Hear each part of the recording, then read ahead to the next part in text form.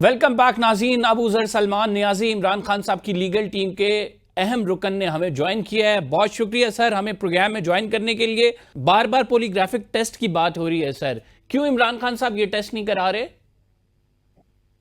अच्छा देखें कंबर, इस पे मुझे थोड़ा सा टाइम दीजिएगा। देखें, आपके जो आइन है उसका आर्टिकल 13 है, उसका जो सब आर्टिकल 2 है उसमें क्लियरली लिखा हुआ है कि कोई भी शख्स को आप उसकी मर्जी के बगैर जबरदस्ती उससे अपने खिलाफ बयान नहीं दिलवा सकते। इसको हम कहते हैं प्रोटेक्शन अगेंस्ट सेल्फ इनक्रिमिनेशन। ये आपका बुनियादी हक है।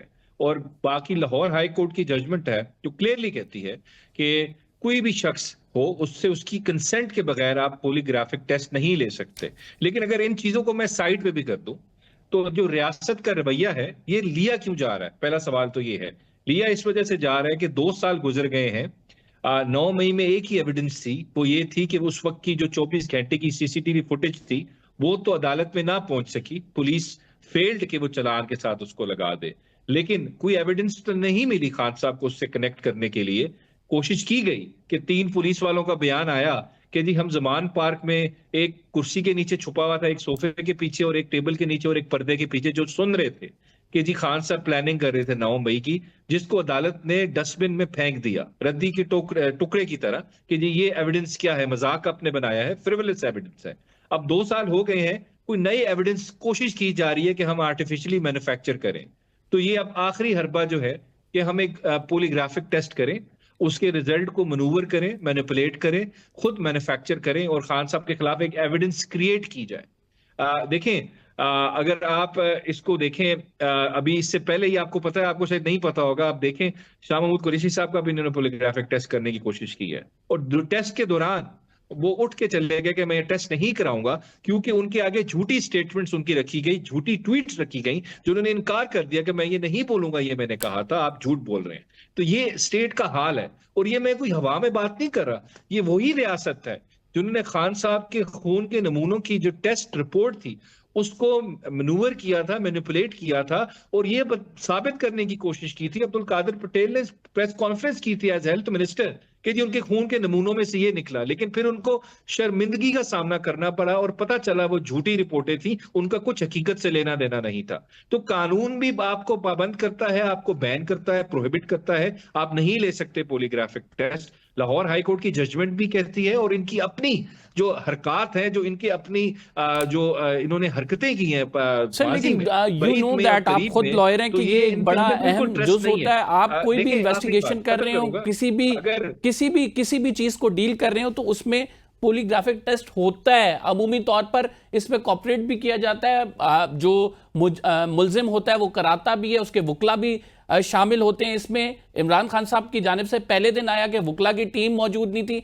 इस वजह से वो नहीं करा रहे, चाहे वो देर से ही 9 मई का उनको याद आ रहा हो। लेकिन जाहिर बात है ये एक लीगल प्रोसेस है, उससे आपको गुजरना है, नहीं नहीं, वो देखिए करना है। मैं तो आपको क्या बताता हूँ, इमरान खान ये साहब ऐसा इससे कुछ भी नहीं बिल्कुल है। इनकारी हो जाएंगे, नहीं देखिए कराएंगे तो फिर क्या इसके रिपरकशंस हैं? पूरी दुनिया में पॉलीग्राफिक टेस्ट, मैं बताता हूँ, पूरी दुनिया में पॉलीग्राफिक टेस्ट होते हैं, बिल्कुल होते हैं। लेकिन पॉलीग्राफिक टेस्ट कभी किसी का गिल्ट डिटरमिन नहीं करता, ना उस एविडेंस पे रिलाई किया जा सकता है। मेरा मसला इस चीज से नहीं है, ये तो लीगल मेरिट्स की बात हो रही। मेरा मसला है इस रियासत की नीयत से, जो मेलाफाइडी है, बदनीयत है। पास्ट एग्जाम्पल से भी प्रूव हो रहा है और जिन्होंने तरीकाकार अपनाया है अभी भी पॉलीग्राफिक टेस्ट करने के लिए, वो भी गैर कानूनी है। उसमें एक्सपर्ट का होना जरूरी है, जो शख्स टेस्ट ले रहा है उसकी क्या क्वालिफिकेशन है, उसके अलावा मैजिस्ट्रेट वहां पे बैठा है नहीं बैठा, बहुत सारी चीजें हैं। ये सुबह उठ के आगे जी आपको पॉलीग्राफिक टेस्ट करना है, बिल्कुल खान साहब ने ठीक मना किया। हम इसको चैलेंज करेंगे इस ऑर्डर को हाई कोर्ट में। और देखिए अगर करना है पॉलीग्राफिक टेस्ट तो मैं तो वेलकम करूंगा, फिर सबको साथ बिठाएं, फिर पूछें कि अता तारड़ साहब से, आप जीते हैं इलेक्शन फॉर्म 45 पे के जहीर अब्बास खोकर जीता है, और मियां नवाज शरीफ साहब से पूछें कि यास्मीन राशिद साहिबा जीती हैं कि आप इलेक्शन जीते हैं, और ख्वाजा आसिफ साहब सबसे बड़ी बड़ी बातें करते हैं, इनका पॉलीग्राफिक टेस्ट करें कि आप सियालकोट में इलेक्शन जीते हैं कि रेहाना डार इलेक्शन जीती हैं। ये अगर कितना आपको शौक है टेस्ट करने का, फिर सबको बिठा दें, हमें भी बिठा दें, हम भी टेस्ट देते सर हैं। दो लेकिन जो चीजों की आप आप तरीका बात चाह कर रहे रहे हैं हैं, आप ये बात कर रहे ख्वाहिश हैं की बेसिस रियासत की पे, मैलाफाइड इंटेंशन ख्वाब की। की दूसरी बेसिस पे। दूसरी अबूजर साहब आप बात कर रहे हैं कि आप अदालत में इसको चैलेंज करेंगे। इन दोनों चीजों को देखा जाए, रियासत की अगर मैलाफाइड इंटेंशन है उसको आप कोर्ट में चैलेंज कर सकते हैं। दूसरी इंपॉर्टेंट चीज, आप पॉलीग्राफिक टेस्ट नहीं कराना चाहते, इसको भी आप कोर्ट में चैलेंज कर सकते हैं। लेकिन हमने हाल ही में देखा कि जिस चीज के पीछे आप लगे हुए हैं, मखसूस नशिस्तों के केस के पीछे आपने चाहा कि 26वीं आईनी तरमीम का पहले फैसला हो, मखसूस नशिस्तों का केस रुक जाए, ऐसा नहीं हुआ। आप अपने केस अदालत में चलवाना चाहते हैं, लेकिन हकीकत यह है कि अभी 190 मिलियन पाउंड का केस, बल्कि दरखास्त ही वो समाअत के लिए मुकर्रर नहीं हो रही। तो ऐसी तमाम सूरत हाल में आप किस तरह से रिलीफ लेंगे? देखें खान साहब बड़ी दफा ये बात करते हैं कि कभी भी जगह खाली नहीं छोड़ते, हमेशा लड़ाई जरूर लड़नी चाहिए। आप कभी कभी जीतने के लिए नहीं लड़ते, तारीख में अपना नाम करने के लिए लड़ते हैं और अपनी तरफ से पूरी कोशिश करते हैं। वो हमारा काम है। आगे अदालत जो है, देखें अदालत की तो अब मैं बात करता हूं तो मुझे शर्म आती है जो हमारी अदालतों का इस वक्त हाल हो चुका है। जब से ये मैंने पहले भी बात की है, 26वीं आईनी तरमीम जो है, इसका मैंने एक निक नेम रखा है, ये उम्मुल खबाइस है।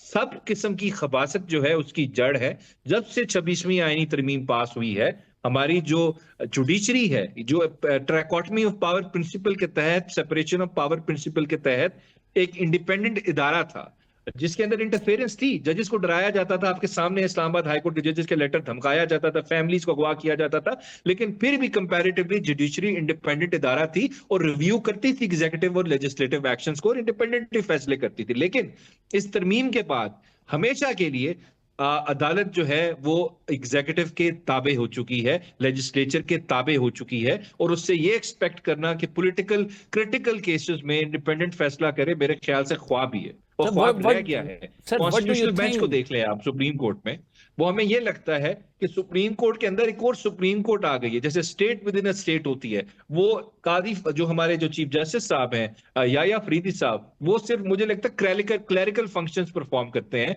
क्वीन ऑफ इंग्लैंड की तरह, लेकिन जो असल चीफ जस्टिस हैं वो कॉन्स्टिट्यूशनल बेंच के जो हेड हैं अमीनुद्दीन साहब, वो हैं।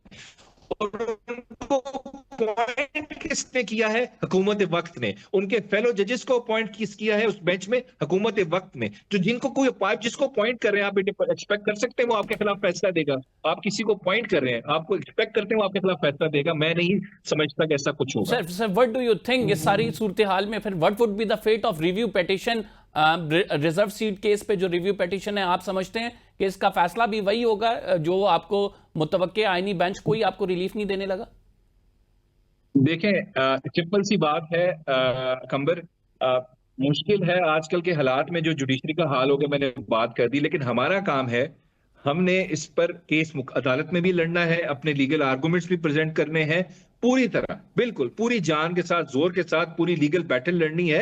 और ये सिर्फ लीगल बैटल नहीं है, it's a political battle also, क्योंकि इस मुल्क की आवाम भी देख रही है। अब इसकी लाइव ब्रॉडकास्ट होगी, आवाम सुनेगी कि तहरीक इंसाफ का जब आईनी हक था रिजर्व सीट्स का, उसको किस तरह उस जजमेंट को इंप्लीमेंट नहीं किया गया। और अब दोबारा ये आवाम सुनेगी और देखेगी कि इसका दोबारा हक इनसे छीनने की कोशिश की जा रही है और सुप्रीम कोर्ट में उसने क्या रोल अदा किया। अभी सब जुडिशरी में आउटकम पे बात नहीं करता, लेकिन हम लड़ेंगे और इस मुल्क की आवाम देख रही है। देखें जुडिशरी जो मर्जी हो, at the end of the day आपके एक्शंस, जो आपके ओमिशंस हैं, एडवेंचर्स हैं, उसको एवेलुएट और उसको रिव्यू जो है इस मुल्क की आवाम ने करना है, उसको आप जवाब दे रहते हैं। अब वही काजी फायद ईसा किधर है जो हमारे खिलाफ फैसले करता था एक फिरौन बन के? उसने क्या क्या नहीं किया हमारे साथ, एक माजी का हिस्सा बन चुका है और मुंह दिखाने के किसी को काबिल नहीं रहा वो शख्स। डॉन में भी उसने आर्टिकल लिखा, लोगों ने मजाक उड़ाया और डॉन अखबार को शर्म दिलाई कि तुम लोग काजी फायदा के आर्टिकल छाप रहे हो, तुम लोग को शर्म नहीं आती? इसने इस मुल्क की जमहूरियत को कितना नुकसान दिया है। तो जजेस भी देख रहे हैं, अगर वो नाइंसाफी करेंगे तारीख माफ नहीं करने वाली। हमारे साथ तो जुल्म होगा, हम सह भी लेंगे, मान भी लेंगे ऑर्डर, लेकिन आवाज उठाएंगे और इस मुल्क की आवाम को भी देखिए बात यह है कि आप क्लेम करते हैं आपके साथ जुल्म हो रहा है और आप इसको सह रहे हैं, लेकिन इसको निकलने के लिए आपके पास कोई स्ट्रेटेजी ऑन टेबल इस टाइम मौजूद नहीं है, डिस्पाइट ऑफ द फैक्ट कि जेल से बड़ी कैटेगोरिकल और क्लियर हदायत हैं कि आप लोगों को एहतजाज करना है, आप लोगों को तहरीक चलानी है। लेकिन जो तहरीक के दावेदार थे वो अभी राइट नाउ, मैं नाम नहीं लूंगा, लेकिन वो मुल्क में मौजूद नहीं है, जो कहते थे कि हम जो है बंदे इकट्ठे कर लेंगे।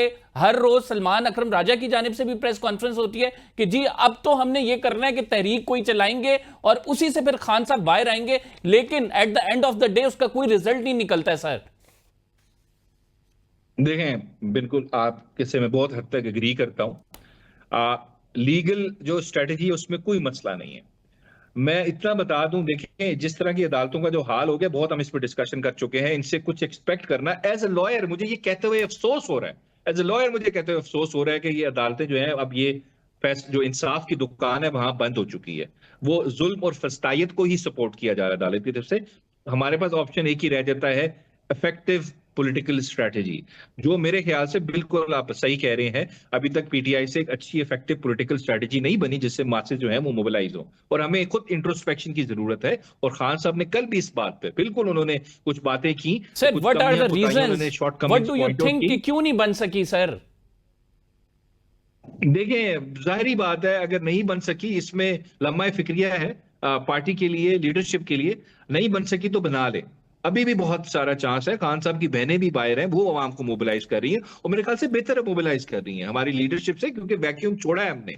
हमें वैक्यूम नहीं छोड़ना चाहिए, बिल्कुल इस पे बात करने की जरूरत है। मेरे ख्याल से हो भी रहा है, काफी इंट्रोस्पेक्शन हो रही है। आप देखेंगे आइंदा आने वाले दिनों में इस पे काफी काम होगा। लेकिन आप इसमें एक चीज याद रखें, इसको कुछ अबूजर गलती हमसे साहब, हुई होगी, लेकिन योर ये पार्टी अप्रिशिएट इज करें नॉट इस क्लियर मुल्क अबाउट में। His your party is not clear about their stance. अगर हम देखें गौहर साहब, वो हमें फील्ड मार्शल बनने पर जिस तरह से आर्मी चीफ को मुबारकबाद देते नजर आ रहे हैं, इमरान खान साहब की स्टेटमेंट उसके कॉन्ट्रेरी नजर आ रही है, जो वो जेल से पैगामात दे रहे हैं। तो सर, ये जब आपकी क़यादत इस तरह के बयानात देगी और फिर अंदर से बैठा हुआ चेयरमैन की जानिब से तरदीद आ जाएगी, तो सर आप फिर कारकुनान को क्या मैसेज दे रहे हैं? वो क्यों आपके साथ आए? मैं बिल्कुल आपसे एग्री करता हूं इस बात पे। जो स्टेटमेंट इमरान खान साहब की आती है जेल के अंदर से, वही पार्टी पॉलिसी है, वही पार्टी स्टेटमेंट है। और खान साहब is very clear about establishment. मैं पहले बहुत दफा कह चुका हूं, वो यही बात कर रहे हैं, ना इस्टेब्लिशमेंट को इंटरफेयर करना चाहिए पॉलिटिकल प्रोसेस में, जुडिशियल प्रोसेस में, एग्जीक्यूटिव प्रोसेस में, पार्लियामेंट्री प्रोसेस में नहीं करना चाहिए। अगर वो करेंगे तो हम तनकीद करेंगे, वो अपना काम करेंगे, लेकिन इंटरफेरेंस करेंगे तो तनकीद होगी। और जहां तक गौहर साहब की स्टेटमेंट है, किसी की स्टेटमेंट है, अगर कोई भी शख्स पार्टी का, बेशक जितना सीनियर भी हो, वो किसी की खुशनुदी के लिए कोई स्टेटमेंट देगा जो नहीं रहनी चाहिए, तो हम उसके साथ नहीं खड़े होंगे, हम उसको इग्नोर कर देंगे, ना हम उसके साथ खड़े होंगे। हमारी स्टेटमेंट वही है जो हमारे चेयरमैन की है और जो इमरान खान साहब की है, हम उसके साथ खड़े हैं। बाकी किसी स्टेटमेंट को हम सपोर्ट ना करेंगे, ना उस पर हम उसको वाउच करेंगे उसके लिए। तो सर, ये जो आपके अपने अंदर लोगों की जानिब से मुख्तलिफ स्टेटमेंट्स दे दी जाती हैं, इत्तेहाद नहीं है, ये एक बड़ी वजह भी है आपकी स्ट्रेटेजी कामयाब नहीं हो पा रही है। आप क्या समझते हैं कि ऐसे लोगों को ओहदों पे रहना चाहिए जो इस तरह के काम करते हैं? अगर क़यादत कोई मशवरा दे रही है, या क़यादत कह रही है कि आप सड़कों पे निकलें, या क़यादत की जानिब से हदायत आई हैं कि आपने इस मामले पे यह पॉलिसी लेके चलनी है, उसके बरक्स मीडिया पे और आवाम को नजर आ रहा है? अगर देखें, मैं कोई किसी को ओहदे पे रहना नहीं रहना, मेरे ख्याल से ये फैसला खान साहब ने करना है। अगर ऐसी कुछ स्टेटमेंट देगा, मैं इस वजह से पहले कैटेगोरिकली कह रहा हूं, मैं नहीं उसके साथ खड़ा हूंगा। मैं वही स्टेटमेंट दूंगा जो मेरे चेयरमैन की, इमरान खान की। और हमें क्लियर है इस बात पे, मैं बेशक 3 महीने ना मिलूं, मुझे पता है मेरा कप्तान क्या सोच रहा है, वो क्या स्टेटमेंट देगा, और हम उसी के साथ खड़े हैं। बाकी जिसने देनी है वो दे, खान साहब को वो खुद जवाब देगा। मैं उसको ना एक्सेप्ट कर रहा हूं और ना मैं उसके साथ खड़ा हूं स्टेटमेंट के साथ। Thank you very much. Abuzar Salman Niazi हमारे साथ मौजूद थे, अपनी राय का इजहार कर रहे थे। पीटीआई में अंदरूनी इख्तलाफी, पीटीआई की क़यादत की जो स्टेटमेंट दी जा रही हैं, कारकुनान उसको फॉलो नहीं कर रहे हैं। इमरान खान साहब की कुछ और स्टेटमेंट्स आ रही हैं। जब तक कोई ऐसी हिकमत अमली नहीं बनाई जाएगी जो कि डिफरेंस क्रिएट करे, पीटीआई आगे नहीं बढ़ पाएगी। अबूजर सलमान नियाजी का बहुत बहुत शुक्रिया। नाज़रीन, प्रोग्राम का टाइम खत्म हो गया है, फिलहाल के लिए इतना ही। कंवर ज़ैदी को इजाज़त दीजिए, अगले प्रोग्राम में आपसे मुलाकात होगी। अल्लाह ने के बान।